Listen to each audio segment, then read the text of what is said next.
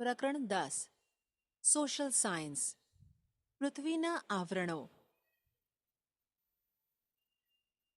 સૌર પરિવારમાં આપણી પૃથ્વી અજોડ છે. પૃથ્વી એકમાત્ર ગ્રહ છે કે જેને અનુકૂળ તાપમાન, પાણી, હવા અને જીવન મળ્યું છે.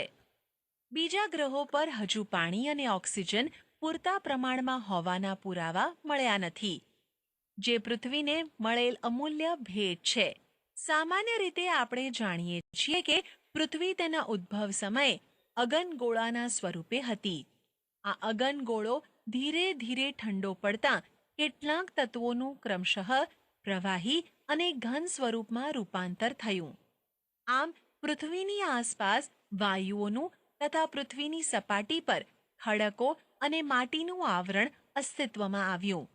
આ આવરણના વિશાળ ખાડાઓમાં પાણી ભરાતા મહાસાગરો બન્યા. આમ પૃથ્વીનું ચોક્કસ સ્વરૂપ રચાયું.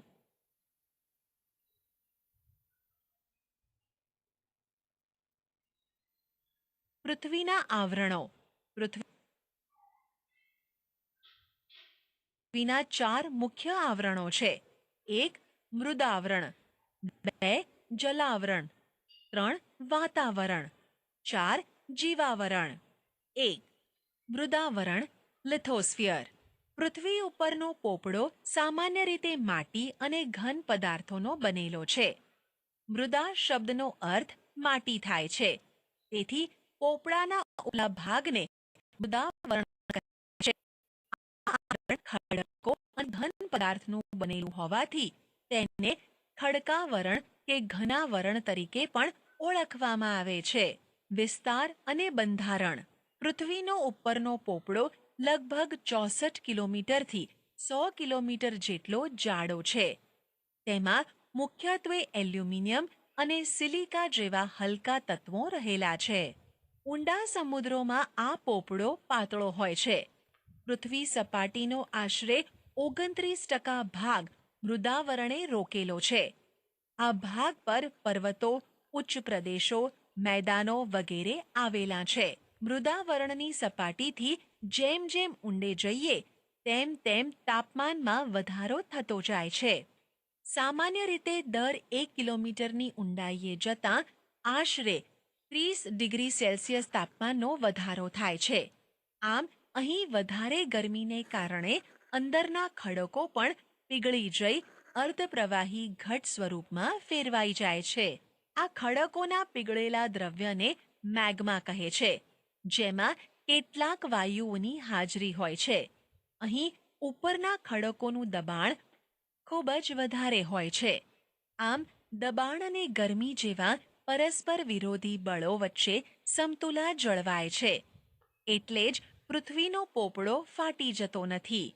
મૃદાવરણનો જીવાવરણ અને વનસ્પતિ જીવન સાથે ગાઢ સંબંધ છે. આપણા ઘર, પાણી, ખેતી, ઉદ્યોગો બધું જ આ મૃદાવરણ સાથે સંબંધ ધરાવે છે. મૃદાવરણમાંથી ખનિજો અને ખનિજ તેલ મળે છે. ખેતી કરી વિવિધ પાકોનું ઉત્પાદન મેળવીએ છીએ.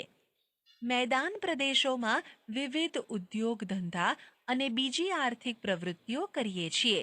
પર્વત પ્રદેશોમાં આવેલા જંગલો પણ મૃદાવરણને આભારી છે. ટૂંકમાં એમ કહી શકાય કે આહારથી માંડીને આવાસ અને આપણા અસ્તિત્વનો પાયો એટલે જ મૃદાવરણ. 2. જલાવરણ હાઇડ્રોસ્ફિયર. પૃથ્વી સપાટી પર ભૂમિ પ્રદેશ કરતાં પાણીના વિસ્તારનું પ્રમાણ વધારે છે. પૃથ્વી સપાટીનો જે વિસ્તાર પાણીથી ઘેરાયેલો છે તેને જલાવરણ તરીકે ઓળખવામાં આવે છે. પૃથ્વી સપાટીનો લગભગ 71% જેટલો વિસ્તાર જલાવરણથી ઘેરાયેલ છે. પૃથ્વી સપાટીનો આ વિસ્તાર એટલો વિશાળ છે કે એમાં ભૂમિખંડો પણ ટાપુ જેવા લાગે છે. પૃથ્વી પરના વિશાળ જળરાશિ ધરાવતા ભાગોને મહાસાગરો તરીકે ઓળખવામાં આવે છે, જે ક્રમશઃ પેસિફિક, એટલાન્ટિક, હિંદ અને આર્કટિક મહાસાગર તરીકે જાણીતા છે. પૃથ્વી પરના મહાસાગરો ખૂબ વિશાળ અને ઊંડા છે. તેના તળિયે 10 થી 11 કિલોમીટર જેટલી વિશાળ અને ઊંડી ખાઈઓ છે. મહાસાગરોના તળિયે પણ પૃથ્વી સપાટી જેવા ભૂમિ સ્વરૂપો આવેલા છે. પૃથ્વી પર જે પાણી છે તેમાંથી 97% સમુદ્રમાં રહેલું ખારું પાણી છે.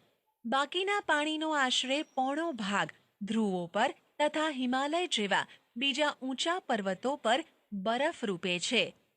જે પાણી પૃથ્વીના પેટાળમાં છે, સરોવરમાં અને નદીઓ રૂપે વહે છે તેનું પ્રમાણ ખૂબ જ ઓછું છે. પૃથ્વી પર રહેતા જીવો અને વનસ્પતિને પાણી વિના ચાલતું નથી. પાણી ખોરાક સાથે મળે કે હવામાંથી ભેજરૂપે મળે. જલાવરણનું અસ્તિત્વ એટલે જ સજીવ સૃષ્ટિનું અસ્તિત્વ.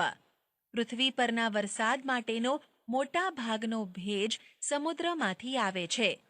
સમુદ્રના તળિયે કિંમતી ખનિજોનો મોટો જથ્થો આવેલો છે. પાણીમાંથી મીઠું મેળવીએ છીએ અને તેના તળિયે મેંગનીઝ, લોખંડ, કલાઈ વગેરે ખનિજો આવેલા છે. માનવીના પ્રોટીનયુક્ત આહારના ભંડારો પણ છે. સમુદ્રો કે મહાસાગરોના મોજા, પ્રવાહો અને ભરતીમાં પ્રચંડ શક્તિ રહેલી છે. તેને નાથીને વિદ્યુત શક્તિ મેળવી શકાય છે. મહાસાગરો જળ પરિવહનના માર્ગો બન્યા છે. વિવિધ દેશોના વેપારમાં પણ જળમાર્ગો વધારે અનુકૂળ રહ્યા છે.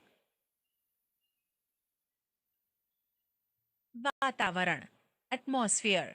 પૃથ્વીની ચારે બાજુ વીંટળાઈને આવેલા લગભગ 800 થી 1000 કિલોમીટરની ઊંચાઈ સુધીના વિવિધ વાયુના આવરણને વાતાવરણ કહે છે. વાતાવરણને નરી આંખે જોઈ શકાતું નથી. વાતાવરણમાં વિવિધ વાયુઓ, પાણીની વરાળ, ધૂળના રજકણો, ઉલ્કાકણ, ક્ષારકણ તથા સૂક્ષ્મ જીવજંતુઓ ભળેલા હોય છે. વાતાવરણ રંગ, ગંધ અને સ્વાદ રહિત હોય છે તેમજ પારદર્શક હોય છે. વાતાવરણમાં વાયુ, પ્રવાહી અને ઘન તત્વોનો સમાવેશ થાય છે. તેમાં આવેલા વિવિધ વાયુઓમાં nitrogen, oxygen, argon, carbon dioxide, ozone વગેરે મુખ્ય છે. પૃથ્વીની સપાટી નજીકનું વાતાવરણ ઘટ છે. જ્યારે પૃથ્વીની સપાટીથી ઊંચે જતા વાયુઓનું પ્રમાણ ઘટતા હવા પાતળી થતી જાય છે. પૃથ્વીની સપાટીથી જેમ ઊંચે જઈએ તેમ વાતાવરણના મોટા ભાગના વાયુઓનું પ્રમાણ ઘટતું જાય છે. કાર્બન ડાયોક્સાઇડ વાયુ ભારે હોવાથી હવાના નીચલા સ્તરમાં તે વધારે પ્રમાણમાં હોય છે અને ઉપર જતાં ઓછો થઈ જાય છે. કાર્બન ડાયોક્સાઇડ આશરે 20 કિલોમીટરની ઊંચાઈ પછી, ઓક્સિજન આશરે 110 કિલોમીટરની ઊંચાઈ પછી અને નાઇટ્રોજન આશરે 130 કિલોમીટરની ઊંચાઈ પછી તેની હાજરી ઓછી જણાય છે. ખૂબ ઊંચાઈએ જતાં તો માત્ર હાઇડ્રોજન અને હિલિયમ જેવા હલકા વાયુઓ હોય છે.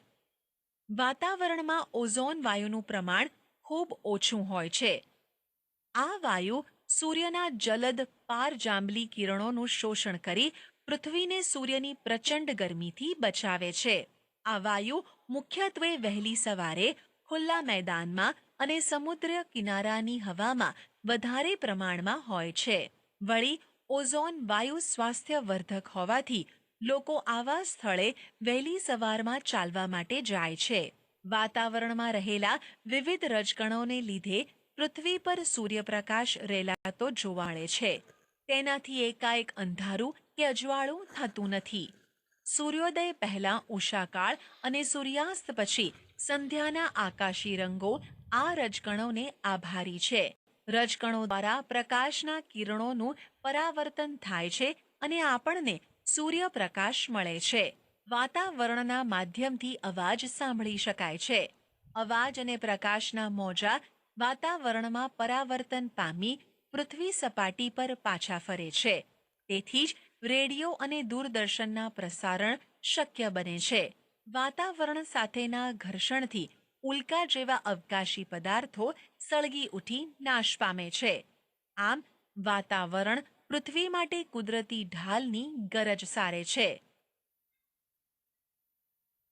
જીવાવરણ બાયોસ્ફિયર. મૃદાવરણ, વાતાવરણ અને જલાવરણ ના જે ભાગમાં જીવસૃષ્ટિ વ્યાપેલ છે તેને જીવાવરણ કહે છે. સૌર પરિવારમાં પૃથ્વી એ એક જ એવો ગ્રહ છે જેને જીવાવરણ મળ્યું છે. જીવાવરણમાં વિવિધ પ્રકારની જીવસૃષ્ટિનો સમાવેશ થાય છે. આ જીવસૃષ્ટિમાં માનવ તેમજ વનસ્પતિ અને પ્રાણીઓનો સમાવેશ થાય છે. પૃથ્વી પરના સજીવો ખોરાક જીવાવરણમાંથી મેળવે છે. જીવાવરણના સજીવો માનવ જગતને વૈવિધ્યપૂર્ણ ખોરાક અને કાચો માલ પૂરો પાડે છે. આમ માનવ જીવનના અસ્તિત્વ અને નિર્વાહનો આધાર જીવાવરણ છે. માનવ પ્રવૃત્તિઓની અસર. જીવાવરણ મોટે ભાગે સંતુલિત સ્થિતિમાં છે, પરંતુ માનવીય વિક્ષેપ જ્યારે સંતુલિત તંત્રમાં ખલેલ પહોંચાડે છે ત્યારે ઘણી મુશ્કેલીઓ ઊભી થાય છે. પર્યાવરણનું શોષણ કરી કરાતા વિકાસને પરિણામે કુદરતી પોષણ કડી જોખમાય છે. આવી સ્થિતિ માનવ અને પર્યાવરણ માટે હાનિકારક છે. આપેલા વિકલ્પોમાંથી સાચો વિકલ્પ પસંદ કરી સબમિટ બટન પર ક્લિક કરો.